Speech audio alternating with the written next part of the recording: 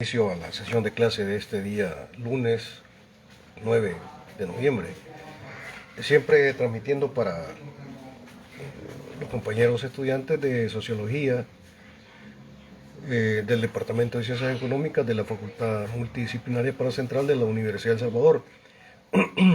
Recién he posteado en mi cuenta de Facebook la realización y los requerimientos para el examen tercero de este curso de Sociología General.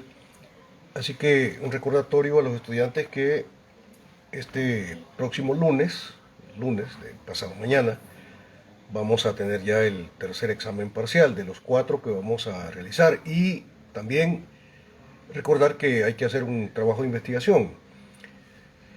El día miércoles a las 8 de la mañana, temprano en la mañana, yo voy a estar compartiendo con ustedes, posteando en mi cuenta de Facebook, las 5 preguntas que van a estar incluidas en el tercer examen parcial, ¿verdad?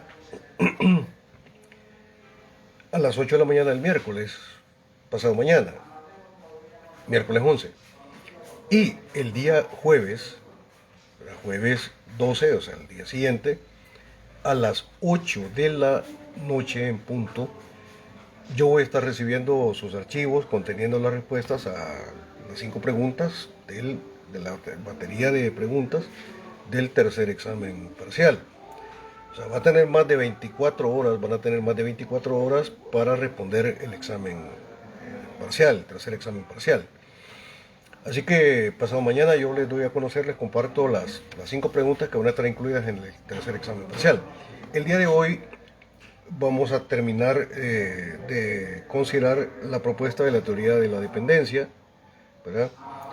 En realidad, para este tercer examen parcial, el material a considerar para el examen es menor, ¿verdad?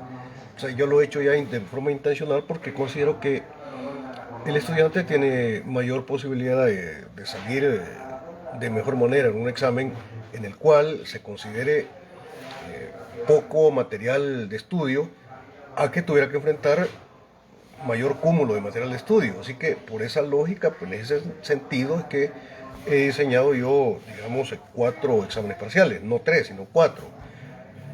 Entiendo yo que usualmente otros catedráticos trabajan con 3 exámenes parciales, yo trabajo con 4 para dosificar un poco el cúmulo de material de estudio que los estudiantes tienen que enfrentar en cada examen parcial.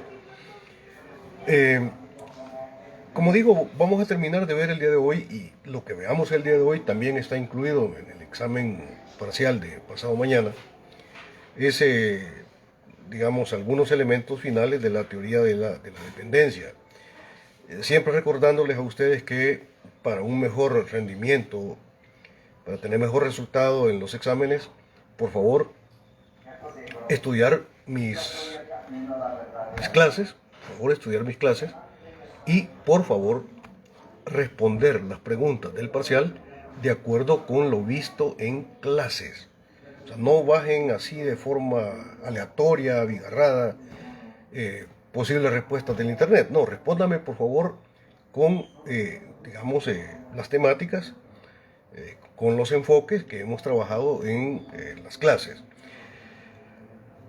Quizás para ir terminando, para terminar esta parte de la teoría de la dependencia, voy a auxiliarme de mi pequeña y humilde pizarra y quisiera empezar diciendo que la teoría de la dependencia considera el desarrollo del modo de producción capitalista en forma global. Voy a auxiliarme un poco de la pizarra. Ustedes me dirán si se ve bien o no se ve bien. Por favor, me reportan. La teoría de la dependencia considera el capitalismo en forma global. O sea, es una consideración de la lógica del capital, pero globalmente considerado. Estamos hablando pues del modo de producción capitalista a nivel global. Y dentro de la globalidad del capitalismo, pues obviamente hay países o formaciones económicas sociales. Y pues hay dos tipos de formaciones económicas sociales. Hay países, digamos, dependientes o formaciones económicos sociales dependientes y hay formaciones económico-sociales hegemónicas o países ricos. Ahora bien, al interior de cada una de las formaciones económicas sociales o países se dan capitalistas, por supuesto, donde opera la lógica del capital y las leyes de la lógica del capital. Hay dos niveles de contradicción. Siempre he dicho yo que la lógica del capital, ¿verdad?, es un sistema autocontradictorio. Entonces, en cada formación económico-social o país hay dos niveles de contradicción. Una contradicción clase-clase, clase contra clase, es decir, clase dominante contra clase dominada, en pocas palabras, capitalistas contra trabajadores asalariados. Esa es la contradicción fundamental, que es la contradicción clase contra clase. Y hay un segundo nivel de contradicción, que es el que mayormente estudia la teoría de dependencia, que es la contradicción imperio-nación. Hay un segundo nivel de contradicción que está determinado por el primer nivel de contradicción, que es clase contra clase. Ahora bien, estos niveles de contradicción se dan tanto en los países dependientes o pobres, como también en los países hegemónicos o ricos. Siempre se da ahí la contradicción fundamental de clase dominante contra clase dominada, es decir, capitalistas versus la clase trabajadora, y también se da un nivel de contradicción secundaria, que es imperio, como dije, imperio-nación, siempre. Ahora bien, los países pobres o los países dependientes, ¿verdad?, tienen sus propias características dentro del nivel de dependencia, y son países que se caracterizan por, en primer lugar, son países que tienen un bajo nivel de producción y productividad, ¿verdad? Bajo nivel de producción y productividad, en razón de que tienen un bajo nivel, ¿verdad?, de tecnologización de los medios de producción. O sea, son países de baja tecnología o de tecnología obsoleta, y también son niveles de un bajo nivel de formación de la fuerza de trabajo, ¿verdad? Esto implicaría que son países que básicamente van a producir plusvalor, no por la vía de la plusvalía relativa, sino por la vía de la plusvalía absoluta. La diferencia entre la plusvalía absoluta y la plusvalía relativa es que el proceso de producción de plusvalía relativa está en razón de aquella plusvalía producida por la vía de la tecnologización tecnologización de los procesos productivos, ¿verdad? Y también por un, digamos, un perfeccionamiento, de la fuerza de trabajo. Entonces, es el tipo de plusvalía que se produce en los países ricos por la vía de la aplicación permanente de los hallazgos científicos a los procesos productivos. Pero tengo que decir que dentro de la misma contradictoriedad de la lógica del capital, la ciencia es pervertida, en el sentido de que, si bien es cierto, per se, la ciencia, como un proceso de conocimiento, digamos, de la verdad de los fenómenos, es buena de por sí, en manos de la lógica del capital, la ciencia se convierte en algo perverso, en el sentido de que la aplicación permanente de los hallazgos tecnológicos en los procesos productivos impacta negativamente sobre la fuerza de trabajo, porque genera desempleo. O sea, en pocas palabras, la máquina sustituye al hombre, ¿sí?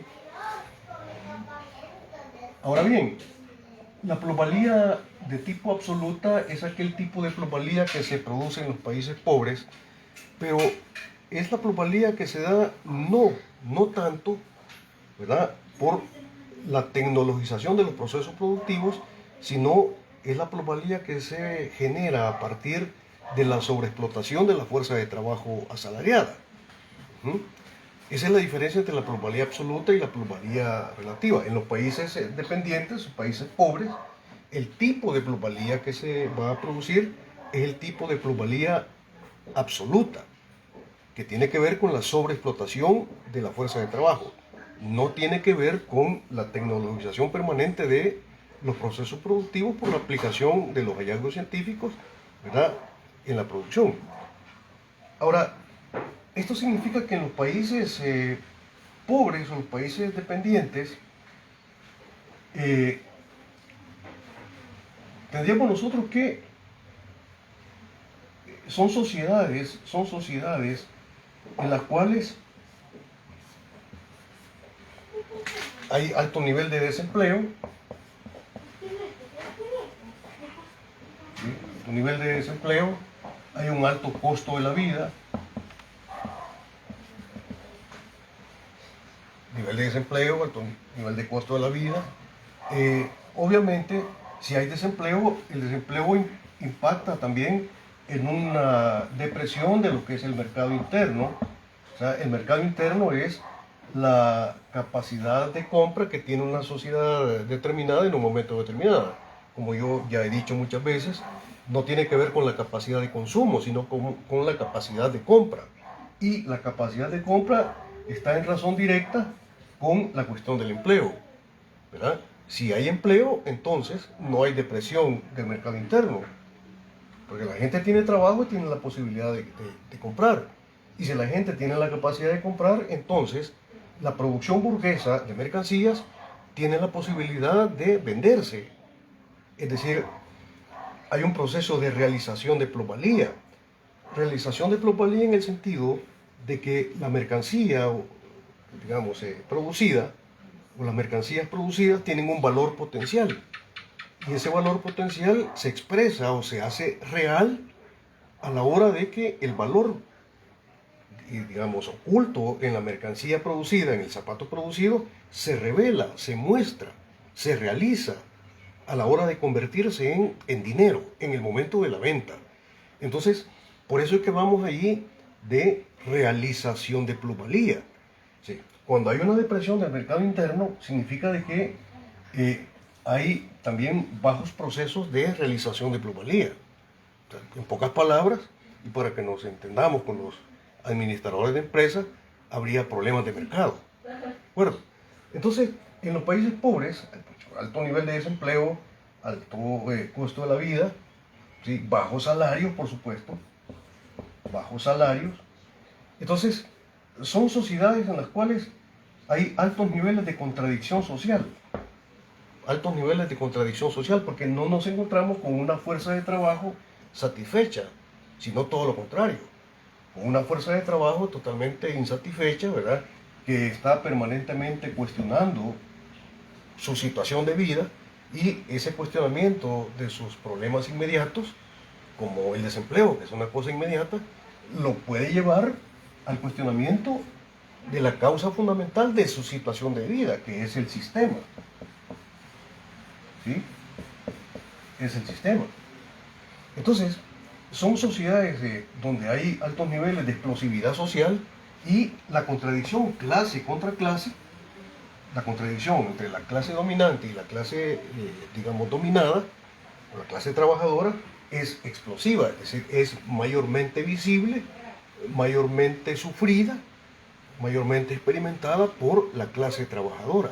Por eso hablo yo de altos niveles de explosividad social. Entonces, cuando se da este marco de realidad, es por eso que en los países dependientes, el tipo de Estado, recuerden ustedes que el Estado es la organización social del poder de la clase dominante para imponer sus intereses al conjunto de la sociedad. Eso es lo que es el Estado capitalista. Entonces, el tipo de Estado que se da en los países dependientes, o subdesarrollados o pobres, es un tipo de Estado, digamos, altamente represivo. Es un Estado altamente represivo, ¿sí? Entonces, debemos recordar, compañeros estudiantes, que la función general del Estado es garantizar la reproducción ampliada del sistema. Esa es la función general del Estado. Ahora, la realización de esta función general del Estado puede darse básicamente por dos vías. Por la vía de que el Estado logre generar altos niveles de consenso social, es decir, por la vía de lograr altos niveles de alienación, en donde el grueso de la población está, digamos, en una situación de aceptar libre y voluntariamente la lógica del sistema. La gente está a gusto viviendo en ese orden social. Por ejemplo, en el caso de Costa Rica, o en el caso de los países ricos. Por eso, en los países ricos, en los países hegemónicos, no hay procesos revolucionarios, porque hay altos niveles de alienación, ¿sí? Y el Estado realiza su función general de garantizar la reproducción ampliada del sistema por la vía de la generación de consenso, de mantener una población adormecida con bajos niveles de conciencia de clase que se sientan satisfechas y están a gusto dentro del sistema. Estamos en este punto específico en el cual el tipo de población es un tipo de población reformista, que cree que se puede resolver los problemas sociales dentro de la misma lógica del sistema. Que el sistema tiene ciertas bondades para poder resolver los problemas de desempleo, los problemas de pobreza, los problemas de marginalidad, etcétera, etcétera. ¿Sí? Entonces, el Estado de los países ricos intenta realizar su función general de garantizar la reproducción ampliada del sistema por la vía de la generación del consenso. Pero, si esto no llegara a suceder, si se encuentra en una situación social, digamos, de altos niveles de contradicción, en donde la gente no está a gusto, donde la gente está muy molesta por no tener trabajo, por los altos niveles de el costo de la vida, ¿verdad? Entonces el Estado desarrolla un segundo mecanismo que nos aparece casi siempre correlacionado con el primer mecanismo. O sea, nunca se dan de forma aislada, sino que se dan de forma correlacionada. El segundo mecanismo ya no es por la vía de la generación de consenso, sino por el ejercicio de la violencia legal. Violencia legal. Recuerden ustedes que el Estado tiene la facultad legal, ¿verdad?, de ejercer la violencia en una forma justamente legal, ¿verdad?, del ejercicio de la violencia. Como dice el dicho popular, el vivo a señas y el tonto a palo. Entonces aquí es el momento en el cual el Estado, para mantener vertebrada la sociedad, para mantener cohesionada la sociedad, ¿verdad?, como no logra desarrollar altos niveles de consenso, entonces recurre a la violencia para mantener, digamos, esa unidad social que permita al sistema justamente continuar desarrollándose como sistema. En los países pobres, en los países dependientes o subdesarrollados, los tipos de Estado son altamente represivos y que mantienen el ordenamiento social casi bajo el segundo mecanismo del ejercicio de la violencia. Estamos hablando aquí de tipos de Estado de dictadura militar. Bueno, todo Estado es una dictadura. Todo Estado. ¿Sí? El único Estado que como Estado podría llegar a ser democrático en el sentido de expresar la voluntad del pueblo, entendido que el pueblo es la mayoría de la población, sería única y exclusivamente el Estado socialista. De ahí, ningún tipo de Estado capitalista puede ser democrático. Necesariamente todo Estado capitalista tiene que ser una dictadura. ¿Sí? La dictadura de la clase dominante para oprimir a la clase trabajadora. ¿Sí? Ahora, en los países ricos, hegemónicos, ¿verdad?, ahí se da la situación totalmente contraria. Hay altos niveles de producción y productividad por la vía permanente de la aplicación de los hallazgos científicos a los procesos productivos, y esto les permite a ellos crear una masa de mercancías, ¿verdad?, no solo mayores, sino además mejores. Y nos encontramos con que hay altos niveles de desarrollo de los medios de producción y también hay una fuerza de trabajo satisfecha. Yo más que utilizar la palabra de satisfacción, quisiera mejor decir que es una fuerza de trabajo altamente alienada, que acepta libremente pues, el ordenamiento dado como sistema capitalista. Entonces, son países en los cuales no hay un estado, no hay un mercado interno deprimido, sino que todo lo contrario, altos niveles de mercado interno, donde la población tiene altos niveles de compra, de capacidad de compra, ¿verdad? Y el tipo de Estado que se da en los países ricos ya no se trata de un Estado represivo, sino que se trata de un Estado que ha logrado desarrollar altos niveles de consenso social y logra presentarse a la opinión pública como estados democráticos, ¿verdad? Pero porque ha desarrollado altos niveles de consenso social. Y son estados que se mantienen no tanto por el ejercicio de la violencia legal, sino por los altos niveles de alienación que logran desarrollar. Ahora, cuando yo les compartí cuáles eran las leyes fundamentales de la lógica del capital, yo les expliqué que el capitalismo como sistema tiene básicamente, no solo, pero sí, por supuesto, tiene tres leyes fundamentales. ¿Verdad? Hablando del capitalismo como sistema, el modo de producción capitalista, tres leyes fundamentales. La primera ley es la concentración y la centralización de la riqueza. La lógica del capital lleva por sí a la concentración y la centralización de la riqueza. En pocas palabras, en la lógica del capital no puede haber democratización de la riqueza, por los mismos procesos de concentración y de centralización de la riqueza. ¿Sí?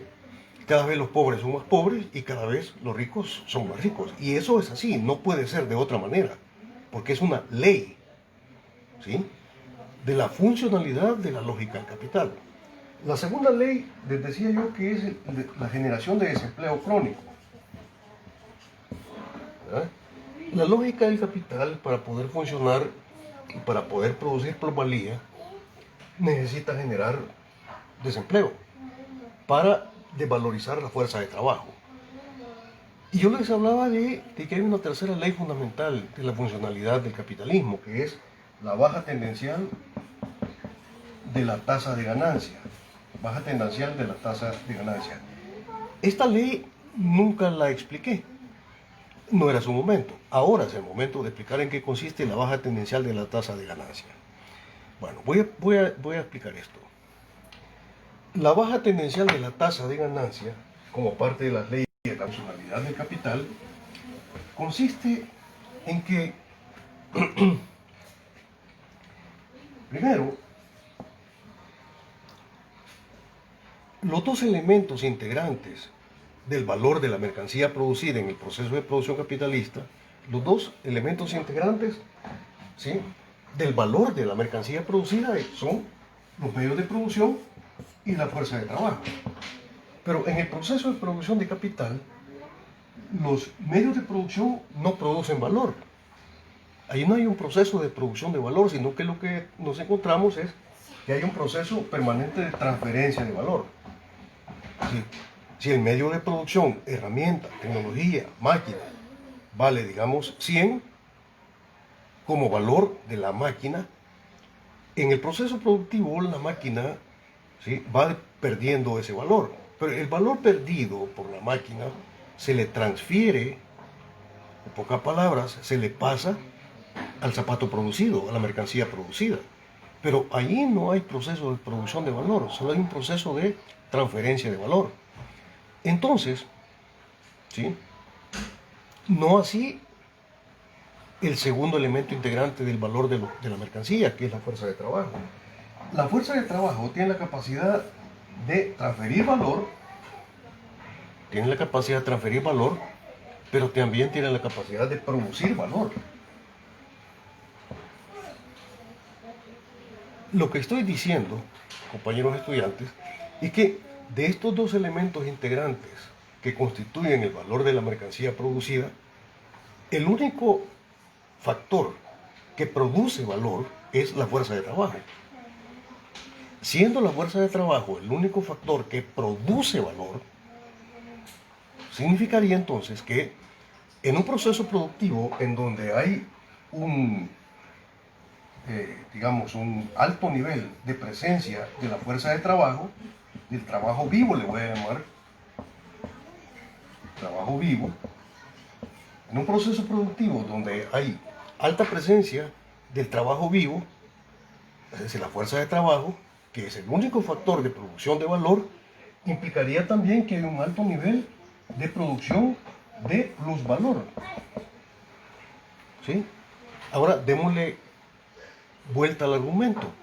En un proceso productivo en donde la presencia de la fuerza de trabajo disminuye, porque, digamos, son procesos productivos en los cuales la máquina sustituye al hombre, en esos procesos en los cuales hay un permanente proceso de tecnologización del proceso, ¿sí?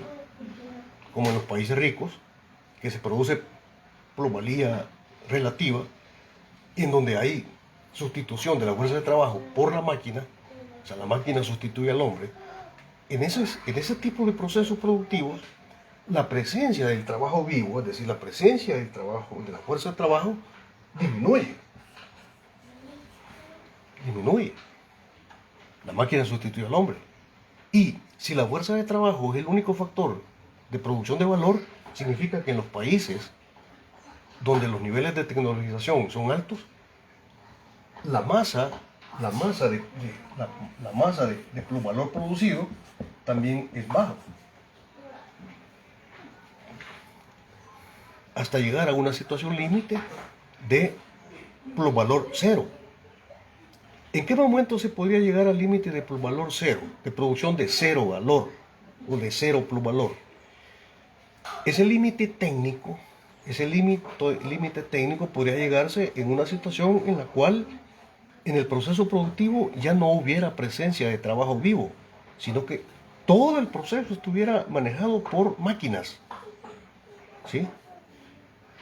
En nuestro ejemplo de Juan, estaríamos hablando de un proceso de producción de carros, por ejemplo, de un proceso de producción de computadoras, en los cuales la presencia de Juan como trabajo vivo sería irrelevante, porque estaríamos hablando de un proceso, digamos, que hipotéticamente pudiera estar manejado totalmente por computadoras. En un proceso de ese tipo, totalmente computarizado, donde la fuerza de trabajo hubiera sido reducida a cero, nos encontraríamos con el límite técnico de producción cero de valor. ¿Sí? Producción cero de valor, porque los medios de producción no producen valor, solo transfieren valor. ¿Sí? Entonces, la ecuación es, digamos, la ecuación es de proporcionalidad inversa. A mayor presencia de trabajo vivo, ¿sí?, o de la fuerza de trabajo en el proceso productivo, mayor nivel de producción de valor. En contrario sentido, a menor presencia del trabajo vivo o de la fuerza de trabajo en el proceso productivo, menor producción de valor. ¿Sí? Ahora bien, como en los países desarrollados, la tendencia es a la tecnologización permanente del proceso productivo y por tanto, ¿sí?, a la menor presencia o a la menos presencia de la fuerza de trabajo o trabajo vivo, significa que los procesos productivos capitalistas o burgueses de los países ricos tienen una tendencia a bajar la tasa de valor. Y por eso es que estamos hablando aquí de que la tercera ley de la lógica del capital es la baja tendencial de la tasa de ganancia. ¿Sí? Y eso representa un problema para la acumulación de capital. En pocas palabras, lo que estoy diciendo, compañeros estudiantes, es esto.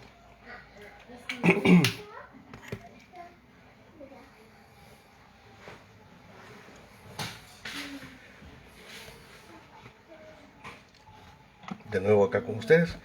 Lo que estoy diciendo es esto. Sintetizando. Como de los dos factores de la constitución del valor de las mercancías, solo la fuerza de trabajo produce valor y los medios de producción no producen valor, significa de que en aquellos procesos productivos altamente tecnologizados, en donde la presencia del trabajo vivo, es decir, de la fuerza de trabajo, es menor, hay menor nivel de producción de valor. ¿Sí?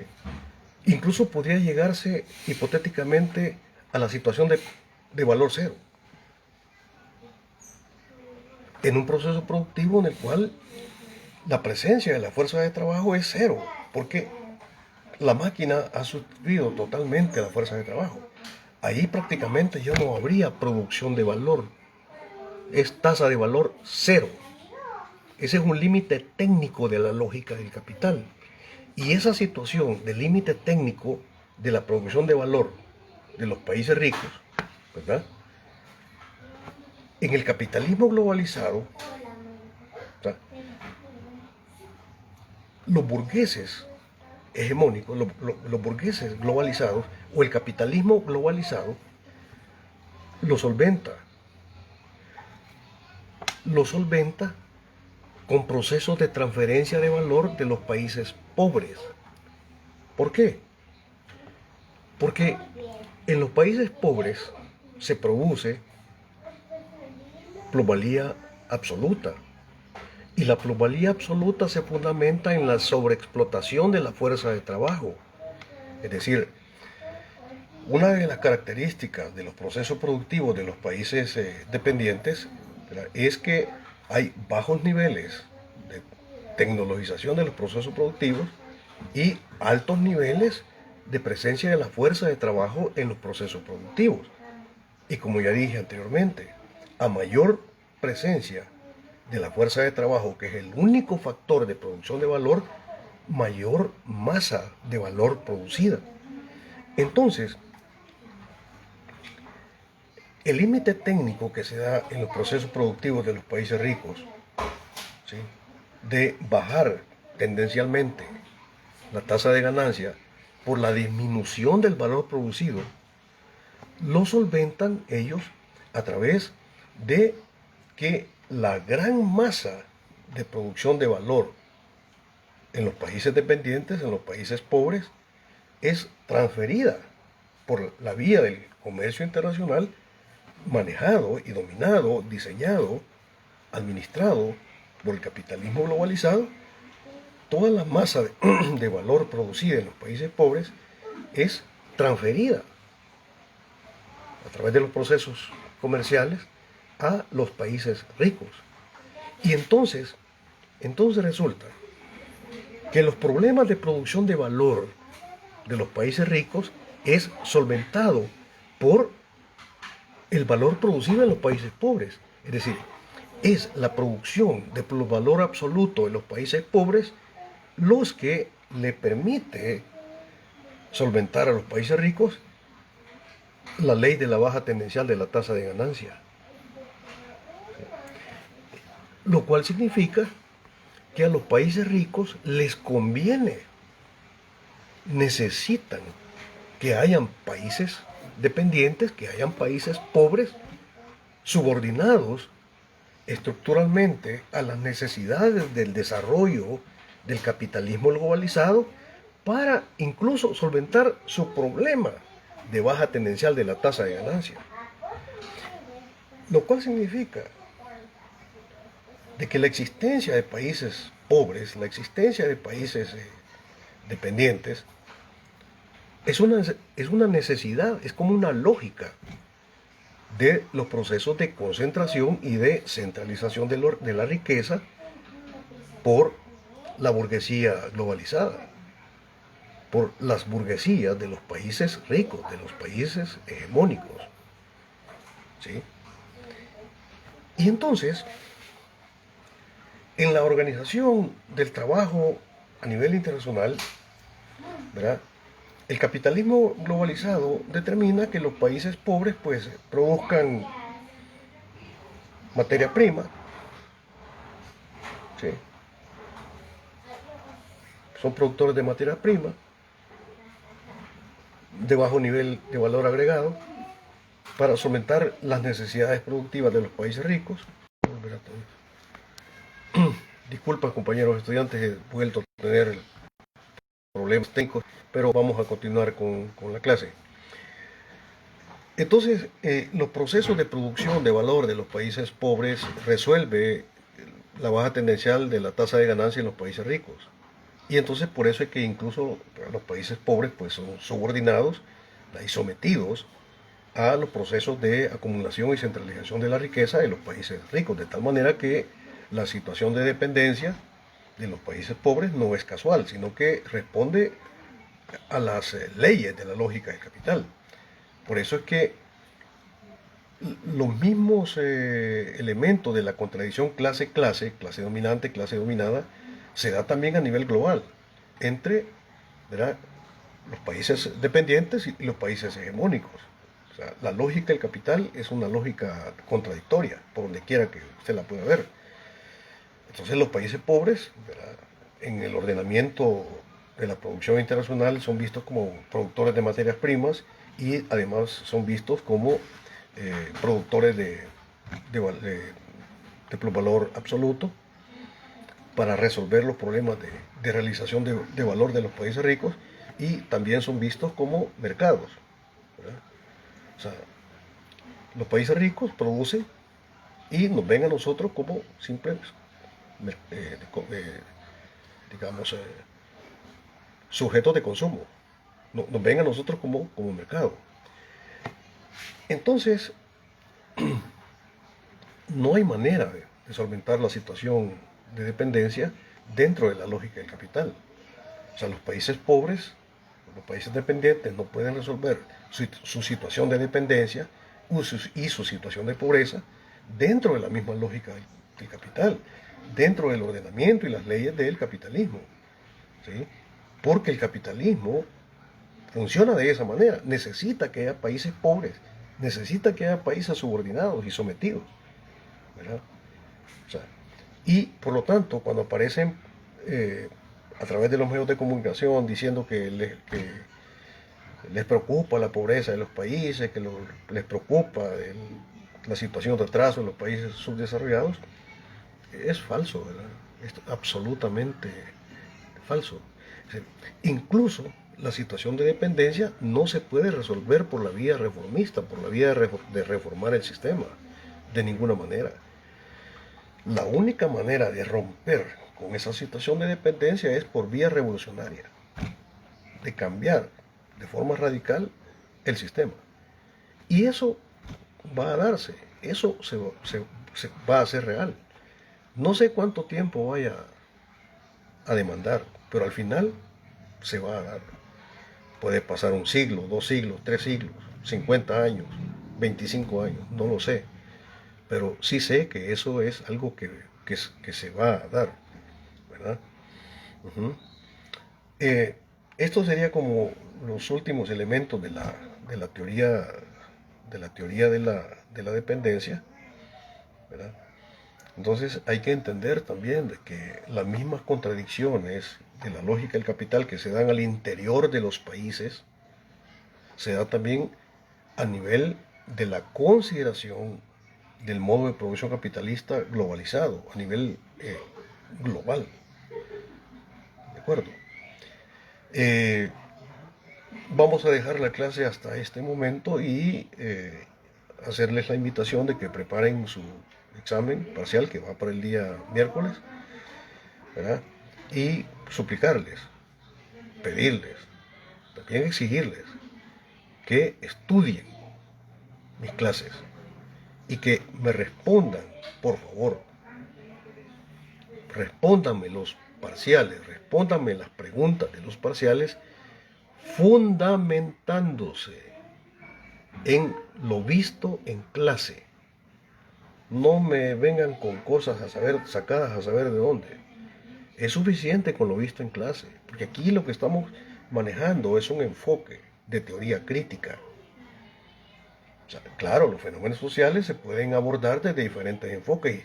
Yo mismo les he dicho de que hay sociología burguesa, ¿sí? Pero hay sociología crítica.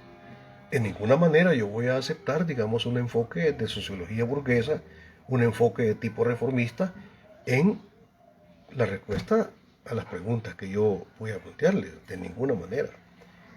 Sí, estoy aquí con una misión.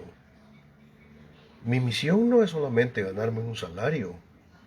Mi misión como ser humano y por mi compromiso con la clase trabajadora no es solamente ganarme un salario o responder a ciertos requerimientos laborales. Tengo la misión como ser humano y como miembro de la clase trabajadora que he adoptado como propio el proyecto de la clase trabajadora. Tengo la misión de formar conciencia de clase. ¿Sí? Ese es mi trabajo, la formación permanente de conciencia de clase. Yo dejaría la clase hasta el día de hoy y nos veríamos cuando haya clase, que sería hasta la próxima semana, el próximo lunes, ya para comenzar a ver la unidad 4 que nos manda, ya nos enfoca ya para el examen final, más o menos allá por la segunda semana de diciembre.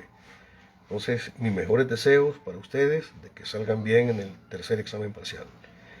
Feliz tarde, compañeros y compañeras.